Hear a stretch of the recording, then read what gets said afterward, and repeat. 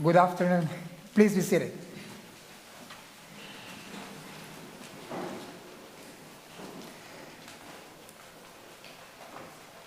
Let me introduce myself, just short. I'm Reverend Franklin Morales, and I'm the Canon Missioner for the Hispanic and Latino ministries in the Diocese of North Carolina. Mi nombre es Franklin Morales y soy el canónico para los ministerios latinos de la Diócesis de Carolina del Norte. Soy de Venezuela. I am from Venezuela, and I've been in the States for 7 years now. We have Venezuela here too. We actually know. Yeah.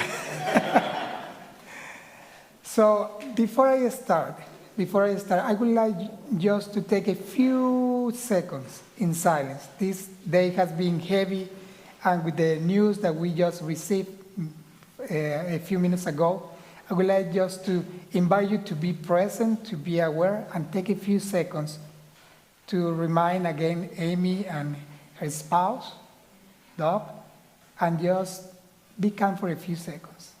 Be focused on having them in our minds and in our hearts.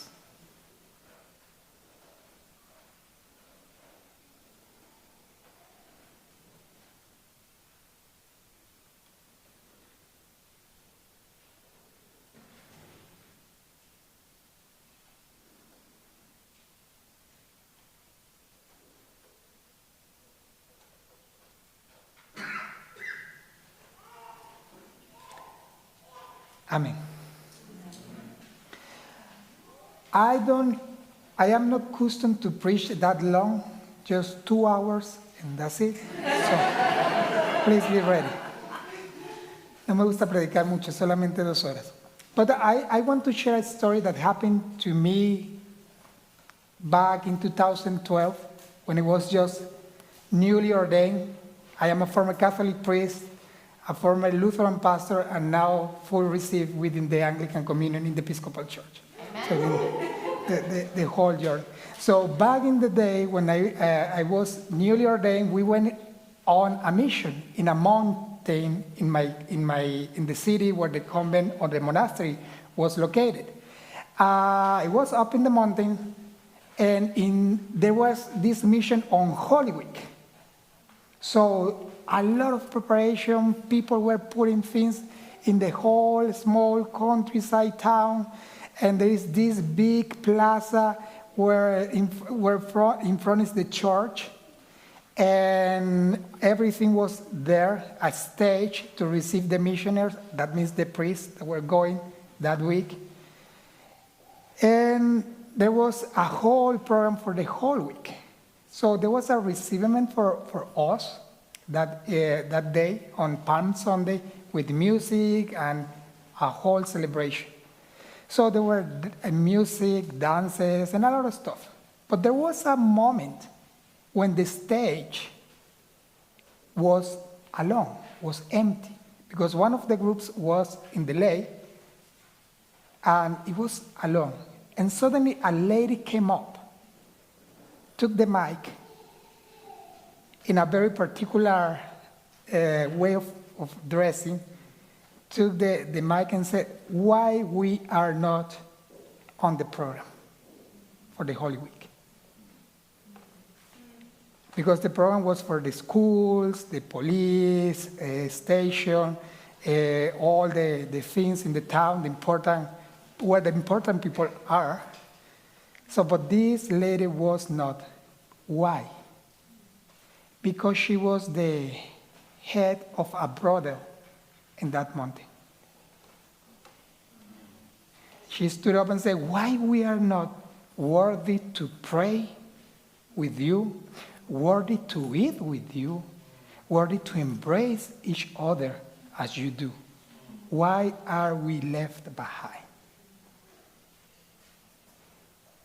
And it was shocking, and that brought me immediately to my mind Jesus' words.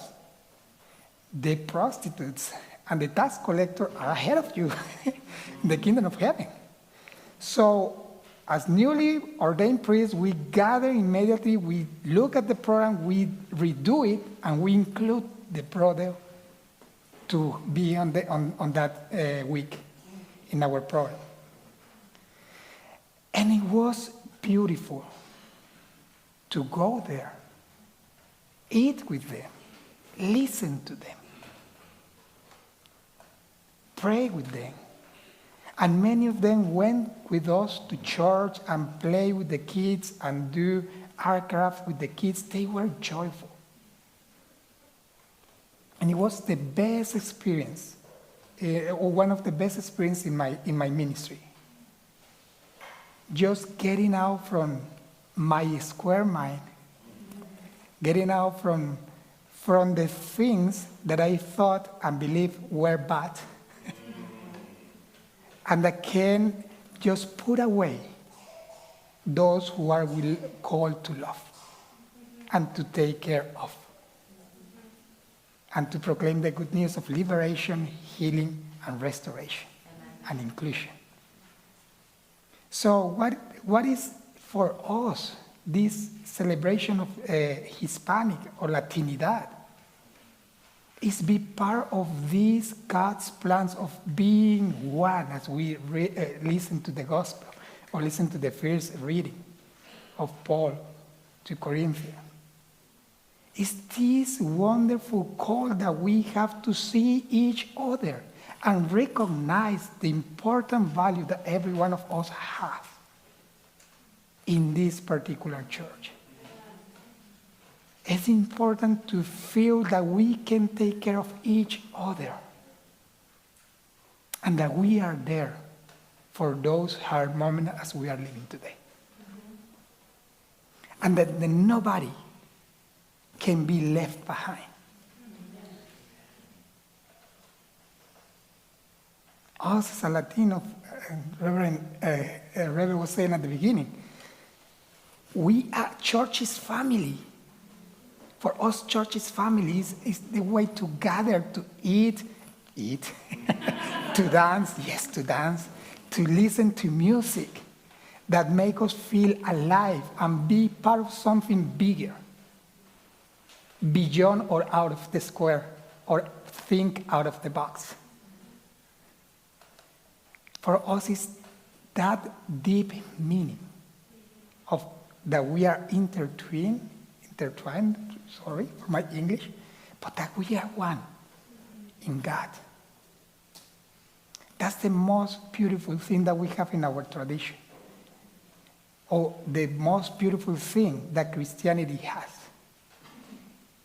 That we are called to be together, to be strong together, to fight for one another together. Not in parcels or an island, but to be one. So being Latino, being a Hispanic within the Episcopal Church, from my experience, give us the opportunity to be in our diaspora, to be in God. To be in God. To be recognized and to recognize the value that we have, even though we are not in our land.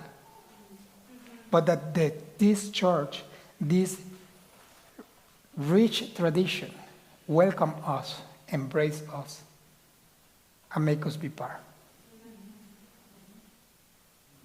So the Hispanic Heritage Month is just a celebration of what we are called to be together, what we are called to build together. And mostly in my position where I'm at right now, most of the time I listen. Oh, this and that church is dying. Why we don't bring people, fresh people, young families? Because most of the time we are afraid to think out of the box. And if we don't think out of the box, all this richness that we have, not going to be lost because God's grace never goes lost, but it's going to take a while to reveal itself. And that's what we are called again, to be and to do. To be together. Be strong together. And listen to God together. For you that are getting ready for ministry as seminarians, as a future priest in this church, I encourage you to be open to God's grace, to God's Spirit, to God's voice, to tear down walls and differences that are still and that need to be removed, so that when people see us, can see God, because we love each other. Because that's the only sign that we can be recognized as Jesus' disciple. The love that we have to each other. And I'm going to end with this other story of my personal experience, and I'm going to be done. When I was in Rome, studying, that's about the priesthood, what sometimes people can misunderstood in ways or in the way of ministry. I was in charge of host people that were coming, priests that were coming or passing by and spending 1 or 2 days in the university. I was in charge to have the rooms ready for them. So there was this priest that came, and I was explaining to him how it worked. Said, "Hey, Father, the only thing you won't pay anything, none out of your pocket. You're going to have free food, a free room, and so on. The only thing that we ask you before you leave is you fold the sheets on the bed and to clean the bathroom." And he looked at me and said, "Me? Clean the bathroom? How can I clean the bathroom with my hands, my consecrated hands?" And I looked at him and said, "Father, with the hand that you clean you can clean the bathroom."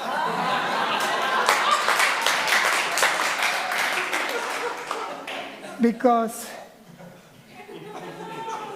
to be priest is to clean, is to serve, and to walk with people in their hard moments and in the joyful moments as well. That's what we are called to do. Amen.